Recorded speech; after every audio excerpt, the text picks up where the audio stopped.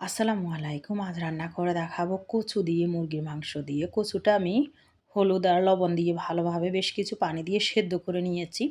এরপর একটি ঝাঁঝরিতে ঢেলে নরমাল পানি দিয়ে ট্যাপের পানি দিয়ে ভালোভাবে ধুয়ে নিয়েছি যাতে করে কচুর পিছল ভাবটা চলে যায়। আর কচুটা খেতেও ভালো লাগবে। ভালোভাবে সেদ্ধ করে নেবেন একেবারে ২০ থেকে ২৫ মিনিটের মতো। তাহলে কিন্তু আর গলা চুলকাবে না।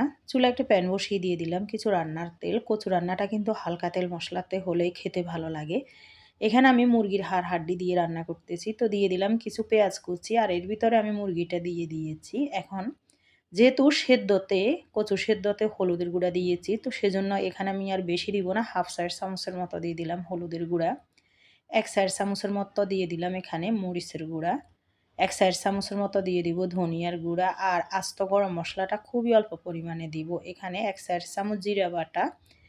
হাতের কাছে যদি জিরার গুঁড়া থাকে ১ চামচ দিয়ে দিলেই হবে বা 1/2 চামচ দিয়ে দিবেন। যদি বেশি স্ট্রং ফ্লেভারের হয় ১ চামচ রসুন বাটা, ১ চামচ আদা বাটা। রসুন বাটাটা আমি প্রায় ১.৫ চামচেরও বেশি দিয়েছি। যেহেতু কচু রান্না গলা যাতে না ধরে। আর এই যে খুবই অল্প পরিমাণে গরম মসলা দিয়েছি। দিয়ে ভালোভাবে যে মাংসটাকে কষিয়ে নেব। এখানে আমি দেশি মুরগির চামড়া, হাড়, হাড্ডি দিয়েছি। খেতে কিন্তু ভালোই লাগবে। চুলার আঁচটা হাই ফ্লেমে দিয়ে ঢাকনা খোলা অবস্থাতে বেশ কিছু সময় ধরে জাল করে নিব।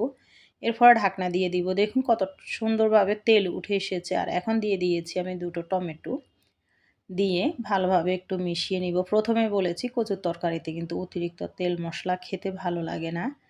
শেষের দিকে দেখবেন কালারটা কতটা সুন্দর আসবে। আর কচুটা তো আমরা প্রথমেই সেদ্ধ করে নিয়েছি। এখন দিয়ে দিব কচুটা আবারও আমি ভালোভাবে একটু ধুয়ে যাতে করে পিচ্ছিল ভাবটা চলে যায়।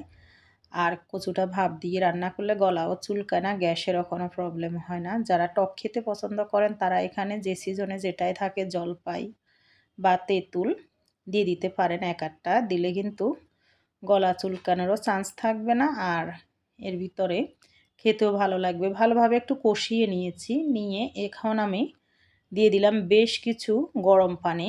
গরম পানিটা দিয়ে এখন ঢাকনা দিয়ে মিডিয়াম আঁচে এটি রান্না করে নিব বেশ কিছু সময় ধরে কচুটা একেবারে সেদ্ধ হওয়া অবধি।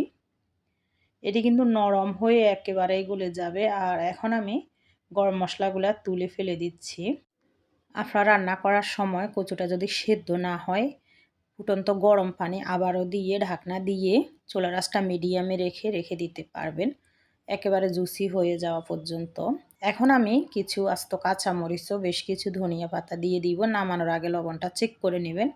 ধনিয়া পাতাটা ভালোভাবে একটু মিশিয়ে দিব। দিয়ে চুলার আঁচটা একেবারে লোতে রেখে ঢাকনা দিয়ে ৩ থেকে ৪ মিনিট রেখে দিব। একটু দমে থাকবে। তাহলে হবে কি ধনিয়া পাতা ও কাঁচামরিচের ফ্লেভারটা তরকারির ভিতরে যাবে। আর কচুর তরকারিটা মাংস দিয়েও খেতে ভালো লাগে, মাছ দিয়েও খেতে ভালো লাগে। এভাবে আপনারা যে কোনো মাংস দিয়ে রান্না করতে পারেন। খেতে কিন্তু ভালোই লাগে। আর কচুটা আমাদের পেট পরিষ্কার করে। খুবই ভালো, প্রচুর আয়রনযুক্ত এই কচুর তরকারিটা। এই তো রান্নাটা কমপ্লিট হয়ে গিয়েছে।